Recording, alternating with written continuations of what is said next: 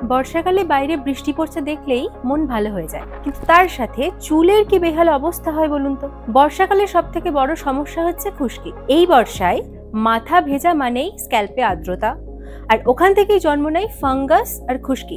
কিন্তু একদম চিন্তা করবেন না, আমি দিচ্ছি কয়েকটা ইজি টিপস, যা ফলো করলে আপনি খুশকির হাত থেকে মুক্তি পাবেন। টিপ 1, মাথায় বৃষ্টির জল পড়লে সাথে সাথে মুছে ফেলুন, কারণ ভেজা চুল মানেই খুশকিকে নেমন্তন্ন করা। টিপ 2, সপ্তাহে 2 দিন হালকা সালফেট মুক্ত শ্যাম্পু ব্যবহার করুন। টিপ 3, শ্যাম্পুর আগে নারকেল তেল বা টি ট্রি অয়েল ম্যাসাজ করুন, খুশকির সঙ্গে সঙ্গে স্ক্যাল্পও থাকবে হেলদি। টিপ 4, ঘরোয়া প্যাক ট্রাই করতে পারেন, যেমন মেথি বাটার সাথে টক দই মিশিয়ে স্ক্যাল্পে লাগান, 30 মিনিট রেখে ধুয়ে ফেলুন। সপ্তাহে 2 বার এই প্যাক টানা 3 মাস ব্যবহার করুন, আপনার মাথা থেকে সব খুশকি গায়েব হয়ে যাবে। আর হ্যাঁ, বর্ষায় খোলা চুল একদম নয়, না হলে ঠান্ডা আর খুশকি দুটো একসাথে আপনার জীবনে এসে জুটবে।